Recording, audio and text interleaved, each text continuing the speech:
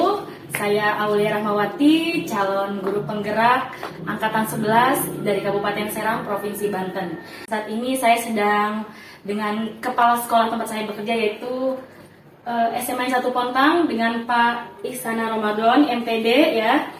Nah, saya akan bertanya-tanya atau mewawancarai beliau terkait bagaimana sih beliau dalam mengambil suatu keputusan ketika menghadapi kasus dilema etika atau bujukan moral, ya Pak ya. Kalau sekiranya nanti ada pertanyaan yang tidak berkenan untuk dijawab, itu boleh tidak dijawab juga Pak, gitu ya Pak ya. Oke, bisa dimulai ya Pak ya? Boleh. Dari pertanyaan pertama nih.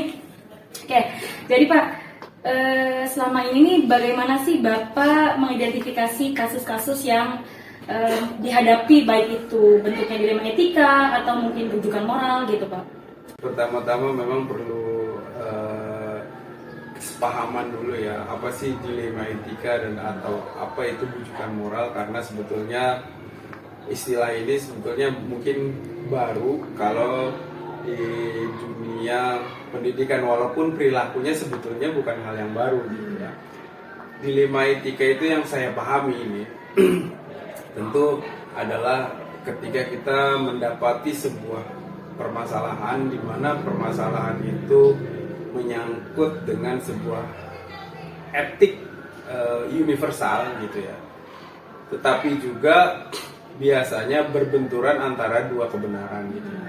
Cuman masalahnya kan kalau di kita bukan hanya berbicara kebenaran, tetapi juga berbicara baik atau buruk gitu kan. Makanya menurut saya hal yang paling penting dari dua hal ini, yaitu permasalahan dilema etika atau bujukan moral, seperti misalkan ada masyarakat atau siswa atau guru yang meminta tolong untuk dipertimbangkan lagi pengambilan keputusan sekolah terhadap kasus mereka, misalkan berkaitan dengan kebaikan yang padahal aturan kita sudah merupakan aturan yang baku misalkan, tetapi itu mereka minta kebijaksanaan, itu kan saya anggap sebagai bujukan moral. Ya, saya anggap sebagai bujukan moral. Maka dalam menyikapi hal-hal seperti itu, tentu kami ya pihak sekolah yang pertama adalah melihat dulu secara objektif, tentunya permasalahannya kita identifikasi mulai dari pelanggaran-pelanggarannya seperti apa, seberat apa. Kemudian juga tentu kami juga akan melakukan keterlibatan penuh orang-orang atau teman-teman yang terkait dengan situ, mulai dari misalkan wali kelas kalau urusannya siswa tentu, terus kemudian guru-guru yang bersangkutan, kemudian juga orang tuanya juga tentu, dan masyarakat juga gitu ya. Itu sudah pasti kami lakukan. Artinya kalau secara rinci barangkali bisa diperinci seperti ini. Pertama kita lihat dulu masalahnya, kemudian kita kumpulkan teman-teman, kita cari datanya. Setelah kita menemukan datanya, kita lakukan musyawarah. Karena mungkin musyawarah ini ya justru yang paling penting dalam hal keputusan ini. Dan kemudian yang paling urgent lagi adalah refleksi dan tindak lanjutnya nanti setelah itu. Kira-kira garis besarnya seperti itu. Luar biasa ya, sangat terperinci sekali hasil identifikasi dalam mengidentifikasi kasus-kasus yang dilema etika atau bujukan moral. Oke, kemudian ada pertanyaan yang kedua nih Pak ya. Bagaimana sih Bapak ngejalanin pengambilan suatu keputusan itu ya, kalau misalnya ada dua kepentingan yang sama-sama benar nih, kemudian sama-sama mengandung nilai kebajikan gitu. Sebetulnya di dunia ini tidak akan ada suatu hal yang secara mutlak setara. Pasti ada hal yang membuatnya tidak setara. Misalkan kalau kita ambil kausalitas, misalkan bahwa dua kasus ini, dua pernyataan sama-sama benar, tentu kalau kita lihat secara objektif nanti kita kaji, misalkan ya, mungkin boleh nanti bisa kasih contoh, tapi ini secara umumnya yang bisa saya pahami ya, bahwa ketika sesuatu itu sama-sama benar, maka yang perlu kita lihat atau kita pilih, kan ini nanti untuk menentukan pilihannya. Nanti yang akan kita pilih sebetulnya bisa kita lihat dari skalanya, skala luasnya dari sebuah yang dua-duanya ini sama-sama benar, dan efeknya, efek panjangnya dan efek positifnya. Nah, makanya mungkin kalau saya akan melihat gini, misalkan seperti kasus yang sudah pernah kita lalui ya di SMA belakangan ini barusan, bahwa ada anak yang kena kasus di luar lingkungan sekolah, kasus yang dianggap kriminal, mungkin tawuran apa segala kayak gitu ya. Kemudian apakah sekolah perlu mengeluarkan anak ini ya? Enggak juga, walaupun memang secara aturan kalau ada siswa yang menyangkut terkena sangkut kasus kriminal kita keluarkan, kan kita juga perlu mengetahui dulu apakah ini kenapa gitu bisa seperti ini. Jadi kita juga perlu mengetahui itu kalau nyatanya, karena kita fokus aja lah sekolah, sebetulnya intinya fokus sekolah bahwa kita berniat untuk mendidik anak-anak.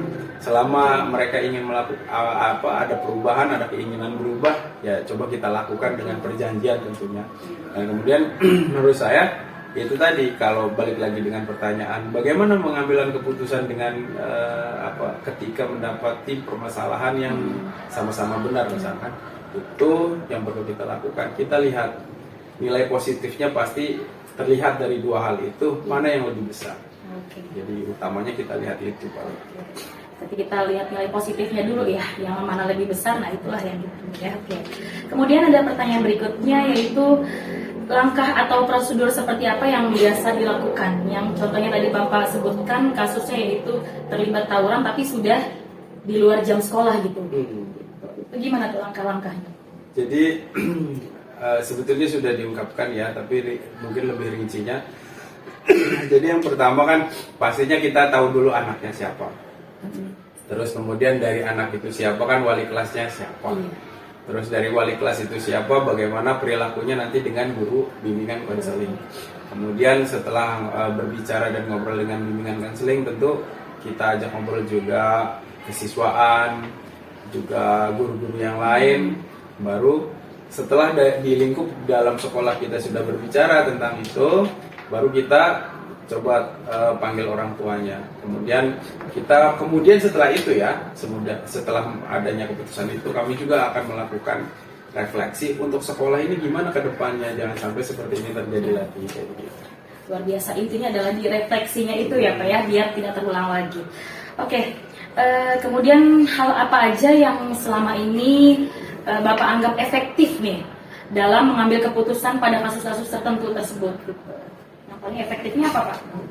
Yang paling efektif dalam pengambilan keputusan, kemudian keputusan itu menjadi goal yang ke ranah positif adalah itu ketika data yang kami miliki lengkap dan pengolahan data itu ketika melakukan pengolahan data, maksud saya kami melibatkan semua unsur. Jadi ketika datanya lengkap dan unsur yang mengolah data itu lengkap seperti wali kelas, wakasek, dan guru BK, juga orang tua, maka kemudian saya rasa gitu ya, walaupun ini belum kami nilai juga gitu ya apakah efektivitas, tapi saya rasa selama ini efektif gitu ketika hal itu dilakukan. Oke, baik. Jadi intinya adalah semua keputusan itu berdasarkan fakta dan data ya. Kemudian siapa aja yang terlibat, nah itu suatu hal yang efektif ya. Kemudian hal apa saja yang menjadi tantangan Bapak nih selama mengambil keputusan itu gitu? Tantangannya apa aja tuh Pak? Kalau berurusan dengan dilema etika dan rujukan moral, sebetulnya tantangan yang pertama itu adalah tentunya waktu ya. Kalau kami diminta untuk menyelesaikan sesegera mungkin masalah hal-hal tertentu, tentu waktu. Kemudian yang paling juga terasa agak sulit kalau untuk kita bilang skup seluruh sekolah, yaitu misalkan berbenturannya antara rujukan moral dan dilema etika dengan aturan dinas, aturan baku di dunia dinas pendidikan gitu. Mungkin ya artinya bukan menjadi penghambat bahwa itu adalah faktor yang tidak mungkin gitu, bukan. Artinya untuk mengambil keputusan itu kita nggak bisa segera mungkin gitu karena ada hal itu gitu. Hal itu. Oke. Berarti harus kita menengok juga ya, bagaimana dengan aturan dinasnya gitu ya. Jadi nggak harus keputusan saya begini ya, nggak boleh gitu ya, harus dilihat juga uji regulasinya ya Pak ya. Gitu. Oke, selanjutnya apakah Bapak memiliki sebuah jadwal tertentu untuk menyelesaikan suatu kasus gitu, baik itu dilema etika atau mungkin kasus yang tadi Bapak sebutkan ya. Kemudian apakah pada saat itu Bapak menyelesaikan langsung di tempat atau butuh waktu gitu, atau perlu jadwal khusus gitu untuk memenuhi semua prosedur atau langkah-langkah yang harus dijalankan gitu dalam mengambil keputusan? Kalau jadwal khusus artinya jadwal rutinitas tahunan enggak ya. Jadi kami tergantung dengan kasus yang ada di sekolah tentunya. Memang ada kasus yang membutuhkan segera penyelesaian segera on the spot gitu ya. Memang ada gitu. Ya kami tentu akan berusaha juga kalau yang itu perlu diputuskan segera. Tapi ada juga kasus yang memang membutuhkan waktu yang lama gitu ya. Ya itu nggak bisa kami segera lakukan juga karena perlu kami bicarakan, karena itu juga biasanya berkaitan dengan hal-hal yang tahunan. Misalkan mungkin saya kasih contoh sedikit ya.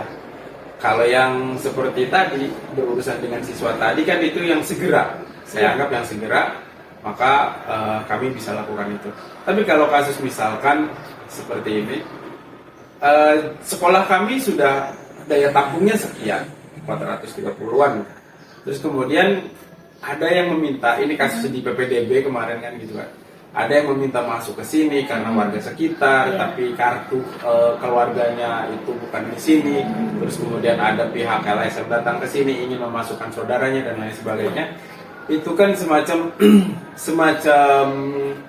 kasus-kasus yang membutuhkan kajian lebih lanjut, karena berkaitan kebijakan juga. Dilema buat kami misalkan kalau daya tampung kami diperbanyak, tentunya menjadikan sekolahan ini terlalu banyak siswa juga, dan yang dikorbankan adalah fasilitas-fasilitas yang seharusnya menjadi poin penting seperti lab dan lain sebagainya. Itu kan menjadi masalah juga. Tapi kalau nggak kita korbankan, itu yang korban adalah siswa juga, masyarakat juga kan begitu. Nah maka ini perlu, tentu yang kasus seperti ini perlu tempatnya khusus, penjadwalannya khusus. Saya kira begitu. Selanjutnya ada nggak faktor yang mendukung selama Bapak mengambil keputusan itu gitu? Jadi faktor apa aja atau orang siapa aja yang terlibat yang dapat mempermudah Bapak mengambil keputusan? Ya, mungkin mungkin diketahui banyak orang lah gitu juga ya, bahwa seorang pimpinan lembaga tidak serta merata kacamatanya bisa melihat sampai ke bawah, maka diperlukan orang-orang atau partner gitu ya yang membantu untuk menyelesaikan itu agar lebih efektif. Sebetulnya seperti kalau mulai diurut dari dari atas misalkan dengan wakil kepala sekolah tentunya pasti, kemudian dengan komite juga, terus kemudian komite atau masyarakat gitu ya, terus kemudian guru BK, wali kelas, dan orang tua gitu ya pasti. Hal itulah yang membantu kami ya. Berarti semua stakeholder tuh harus terlibat dalam mengambil keputusan ya Pak ya. Oke, dan yang terakhir nih Pak, dari semua hal yang telah disampaikan Bapak tadi, nah pembelajaran apa sih yang dapat dipetik dalam mengambil keputusan gitu? Dari semuanya. Saya rasa ini pertanyaannya umum ya, artinya pengambilan keputusan menurut saya gitu ya. Kalau ditanya pelajaran penting apa yang bisa diambil ketika kita mengambil keputusan, tentu sebetulnya pengambilan keputusan itu adalah hal yang penting, hal yang penting gitu ya. Pengambilan keputusan itu hal yang penting untuk untuk menjadikan kita lebih dewasa tentunya ketika kita melihat, pasti kan gini ya, dasarnya pengambilan keputusan itu adalah masalah, kemudian kita ambil keputusan kemudian ada refleksi, kemudian ketika refleksi ada masalah lagi, nggak mungkin berhenti di situ. Masalah kemudian kita buat lagi perencanaan, kita buat keputusan lagi, refleksi lagi, pasti ada masalah lagi. Artinya nggak ada yang akan menurun dari situ kalau kita terus lakukan. Jadi pelajarannya adalah kalau kita mau tarik garis besar, pengambilan keputusan itu memiliki pelajaran menjadikan kita lebih dewasa, menjadikan kita lebih maju insya Allah ke depan. Oke, baik Pak, terima kasih ya Pak ya atas waktunya dan sudah berkenan untuk menjawab beberapa pertanyaan yang tadi saya sampaikan. Jadi intinya adalah dalam mengambil keputusan itu adalah yaitu kita lihat dulu, kita timbang dulu bagaimana masalahnya ya Pak ya. Kemudian kita cari fakta-fakta yang ada dalam masalah tersebut. Kemudian Bapak juga dalam mengambil keputusan itu melibatkan berbagai stakeholder ya Pak yang ada di sekolah itu, baik dari tingkat atas maupun sampai ke bawah ke akar-akarnya gitu ya, melibatkan orang tua siswa, kemudian komite juga ya. Di sini juga Bapak sudah melihat aturan atau regulasi yang sudah diberlakukan, baik itu aturan regulasi dari dinas atau mungkin secara hukumnya seperti apa. Bahkan Bapak juga melihat secara rasa manusiawinya seperti apa gitu ya Pak ya. Dan terakhir adalah Bapak juga merefleksikan dari keputusan yang sudah Bapak ambil gitu. Intinya adalah Bapak menjadikan setiap masalah dan pengambilan keputusan itu dijadikan suatu pelajaran untuk kita bisa maju ke depannya ya Pak ya. Nah ini sangat menginspirasi sekali buat saya ke depannya ya Pak ya. Bagaimanapun kita dalam mengambil keputusan itu tidak boleh sepihak saja ya Pak ya, tapi harus melibatkan semuanya. Oke, terima kasih untuk waktunya hari ini. Kita cukupkan ya. Terima kasih dari saya Aulia Rahmawati dan Pak Ihsana Ramadan. Wassalamualaikum warahmatullahi wabarakatuh. Salam Guru Penggerak.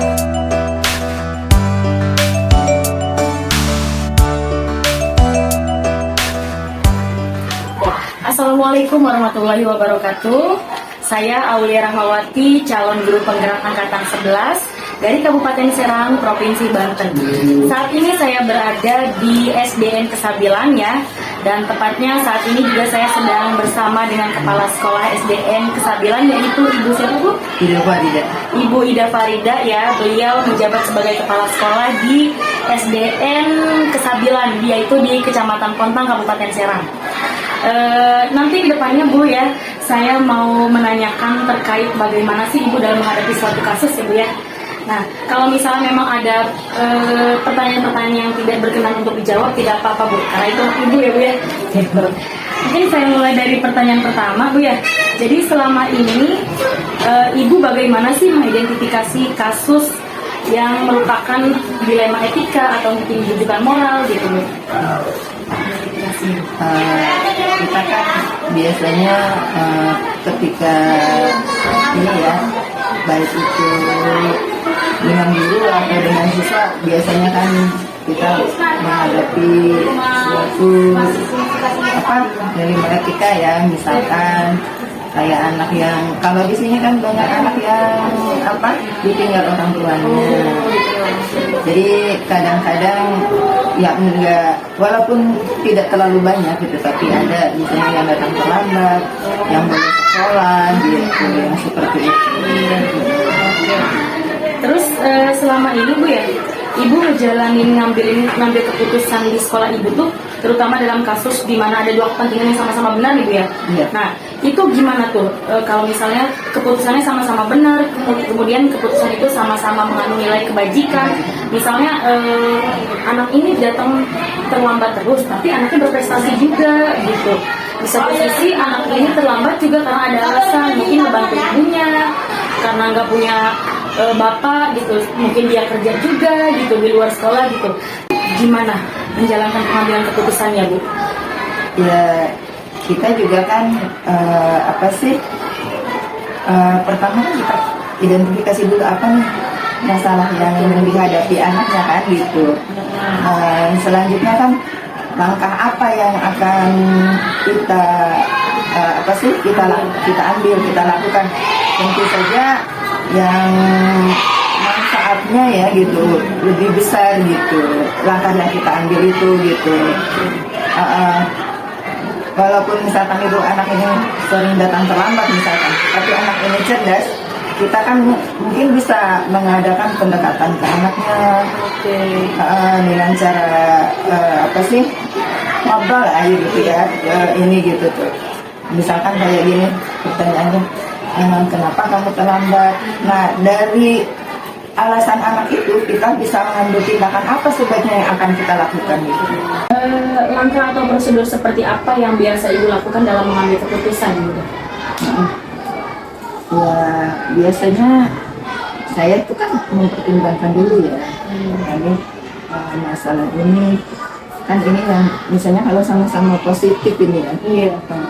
Manfaatnya itu yang 2 kasus ini misalnya ada 2 kasus. Nah itu yang manfaatnya lebih besar mana? Terus jangkauannya, misalkan itu kalau ini manfaatnya untuk hanya 3 siswa, sedangkan ini untuk seluruh siswa. Saya kan harus mempertimbangkan itu gitu. Dari apa sih manfaat yang didapat gitu. Iya. Jadi Ibu melihat manfaat, kemudian apakah kasus ini sifatnya individu atau kelompok gitu ya? Oke. Kemudian hal apa saja sih yang selama ini Ibu anggap efektif gitu ya dalam mengambil keputusan pada suatu kasus? Efektifnya apa tuh? Sebetulnya kunci utama kita mengatasi masalah itu kan komunikasi ya. Betul, komunikasi. Komunikasi kita gitu tuh. Nah kita itu bisa apa sih dapat misalkan itu ada kasus ini. Nah kita menghadapi misalkan guru A. Kalau kita sudah sering berkomunikasi atau kita dengan anak gitu ya, kalau kita sering berkomunikasi dengan anak, dengan guru, kita itu tahu gitu apa yang dibutuhkan oleh guru tersebut, apa kebutuhan yang pelayanan yang diperlukan oleh siswa gitu. Kita kan tahu dari komunikasi tersebut gitu. Nanti dari komunikasi itu kita jadi tindakan kita itu akan seperti apa? Mungkin kan guru yang satu dengan guru yang lain itu kita itu berbeda. Karakter misalkan guru yang satu ini harus dihadapi dengan yang seperti ini gitu. Nah karakter guru yang lain seperti ini, kita juga caranya seperti ini. Cara ininya itu berbeda penanganannya gitu. Atau anak yang satu dengan anak yang lain itu berbeda juga penanganannya gitu. Jadi kita tahu apa sih ini dengan ya satu-satunya komunikasi itu ya. Kadang-kadang kita kan nggak harus seperti pertanyaannya apa, tapi kita kadang-kadang ngobrol biasa-biasa, tapi kita menggali di situ. Ngalir aja ya? Iya, menggali gitu, menggali. Maunya anak ini atau kebutuhan anak itu ini gitu tuh. Guru juga seperti ini gitu. Itu seperti itu. Jadi kuncinya menurut saya gitu ya, yang efektif itu dari komunikasi kita dulu. Dan kalau komunikasi kita terhadap guru atau terhadap anak atau terhadap staf itu sudah mandek gitu ya, itu akan sulit kita masuk ke masalah yang dihadapi gitu. Betul sekali. Luar biasa ya. Intinya adalah poin utamanya yaitu komunikasi ya, karena memang sulit sekali orang membangun komunikasi ya Bu ya. Tapi Ibu luar biasa mengutamakan komunikasi dalam hal yang efektif untuk memutuskan suatu keputusan ya Bu ya. Kemudian hal apa aja yang selama ini merupakan tantangan bagi Ibu buat mengambil keputusan? Kan pasti ada tantangan Bu ya dalam mengambil keputusan, itu gimana Bu? Ya biasanya banyak sih ya tantangan yang dihadapi oleh ini. Tapi dengan kita banyak berkolaborasi dengan teman, dengan atasan, dengan guru-guru juga, dengan siswa juga, itu juga kan akan mempermudah kita ya gitu tuh untuk menyelesaikan masalah itu, permasalahan yang ada lah maksudnya. Terus juga kita juga jangan misalkan seperti saya, kalau saya kan belum lama juga di sini. di SD baru 1 tahun lebih lah, kalau di SD kesabilan gitu. Iya. Saya itu tidak apa ya, tidak memaksakan Anda harus begini, guru harus begini, siswa harus begini gitu. Tapi saya tuh menggali dulu apa nih yang ada di sini, misalkan itu kelemahannya apa, terus juga hal-hal positif apa yang bisa kita kembangkan gitu tuh. Nah itu kan hal-hal positif itu kan untuk apa sih, itu yang kita kembangkan. Nah kalau misalkan ada sesuatu istilahnya yang negatif lah gitu, walaupun sedikit gitu misalkan, itu kan kita harus minimalisir lah gitu tuh. Tapi kita tidak harus misalkan itu harus begini langsung gitu, tapi kita pelan dulu. Kita masuk dulu ke ini gitu, apa sih, ya seperti tadi kata saya gitu tuh, kita jalin komunikasi yang baik dulu, kita ini dulu gitu, apa sih, memahami karakter dulu gitu yang ada gitu. Jadi jangan kita memaksakan harus begini. Nah kita juga kan kadang-kadang sharing juga ya dengan teman gitu tuh. Misalkan teman juga mungkin kan ada yang mengalami kasus yang sama gitu. Tapi walaupun ada teman kasusnya yang sama, tapi saya juga harus mempertimbangkan gitu kan, mempertimbangkan kondisi di sekolah saya seperti apa. Nggak harus mengadop langsung dari teman misalkan itu diterapkan ke SD saya, enggak. Tapi ya hanya sekedar masukan ya, atau juga dari atasan lah gitu kan, ada masukan-masukan, kita juga pertimbangan. Kita juga sekarang zaman teknologi ya, bisa baca cari gitu ya, kita sendiri baca cari gitu atau dengar gitu tuh. Nah seperti itu, jadi nggak menutup diri gitu tuh. Luar biasa ya Bu ya. Berarti banyak apa sih sumber-sumber lain juga yang Ibu jadikan untuk referensi dalam menghadapi tantangan ya Bu ya. Oke. Selanjutnya Bu, ketika Ibu menghadapi penyelesaian kasus dilema etika yang tadi Ibu sebutkan ya, itu apakah ada jadwal tertentu atau Ibu langsung menyelesaikan di satu saat itu gitu? Ada kasus langsung diselesaikan atau perlu jadwal gitu? Sebetulnya kalau kita ada satu kasus ada beberapa, kalau biasanya di SD itu ada beberapa kasus. Nah saya cari dulu skala prioritasnya yang mana nih, yang harus ditangani lebih dulu gitu. Nah itu yang diutamakan oleh saya ya. Nanti misalkan itu kita identifikasi, kita juga misalkan itu cari informasi fakta yang ada gitu. Ya tadi itu ngobrol-ngobrol, komunikasi gimana gitu tuh, yang seperti itulah gitu. Jadi apa,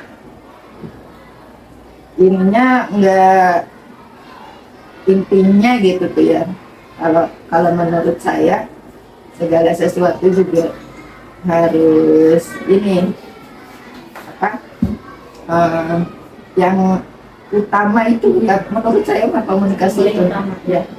Ya, berarti membuat skala prioritas dulu ya Bu ya? Kalau prioritas mana yang harus diselesaikan? Yang sifatnya urgent gitu ya Bu ya? Urgent. Oke baik Bu. Kemudian ada nggak faktor-faktor atau orang yang selama ini mempermudah Ibu dalam membantu Ibu membuat keputusan gitu? Sebetulnya makan kita itu kepala sekolah itu kan bukan orang yang satu-satunya yang pengambil keputusan gitu. Jadi kita itu juga kan harus banyak mendengar gitu. Mendengar mungkin dari rekan guru gitu, tetap siswa kita banyak mendengar lah gitu.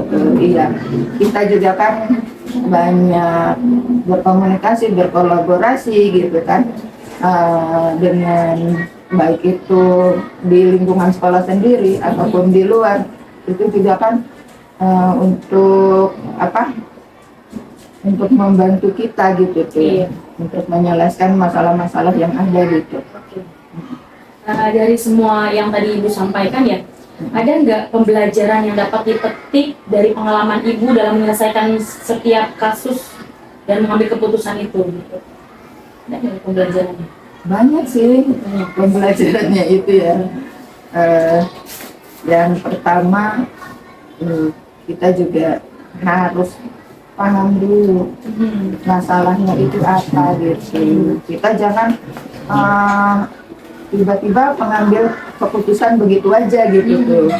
Walaupun misalkan ini misalkan kasus anak nih, misalkan sama-sama telat sekolah, mungkin kan yang satu berbeda kondisinya, mungkin yang satu itu malas, kalau yang lain mungkin karena keterpaksaan. Kita juga kan harus lihat kondisi siswa gitu, atau kita ada masalah dengan guru yang ada masalah, kita lihat kondisinya bagaimana gitu. Jangan kita itu langsung ini masalah ini diatasi dengan seperti ini gitu. Tapi kita juga kan mempertimbangkan hal-hal yang lain gitu. Berarti pembelajarannya adalah yang misalnya membuat ibu mempertimbangkan suatu hal gitu ya, Iya, dalam memutuskan. Kita jangan kita juga pembelajaran di sini juga saya harus banyak belajar mengerti karakter orang lain. Nah, bagaimana juga kita berkomunikasi dengan orang lain dengan baik gitu. Baik, luar biasa ya. Jadi dari semuanya ini sudah selesai Bu ya. Dari 8 pertanyaan Ibu luar biasa menjawabnya. Saya dapetin banyak sekali inspirasi dari Ibu, terutama yang pertama adalah komunikasi itu adalah hal yang paling utama dalam mengambil keputusan ya Bu ya. Kemudian Ibu juga banyak mendengar dari misalnya mungkin keluhan-keluhan dari guru atau mungkin dari karakter siswanya juga seperti apa, itu Ibu telusuri benar-benar. Dan Ibu tidak hanya mendengar dari salah satu orang atau 2 orang saja, tetapi banyak belajar juga dari referensi lain bagaimana mengambil keputusan ya Bu ya, untuk menjadikan itu suatu hal keputusan yang efektif tentunya. Kemudian juga pembelajarannya yaitu untuk Ibu juga luar biasa ini Bu ya. Jadi Ibu benar-benar bisa mampu bagaimana berkomunikasi dengan orang lain, bagaimana mengambil keputusan yang tanpa merugikan orang lain tentunya ya Bu ya. Gitu. Oke, terima kasih nih Bu ya atas waktunya. Terima kasih untuk sesi wawancara kali ini dalam pengambilan suatu keputusan yang dilakukan oleh Kepala Sekolah dari SDN Kesabilan Kecamatan Pontang Kabupaten Serang. Mohon maaf bila ada salah kata. Wassalamualaikum warahmatullahi wabarakatuh. Salam guru penggerak.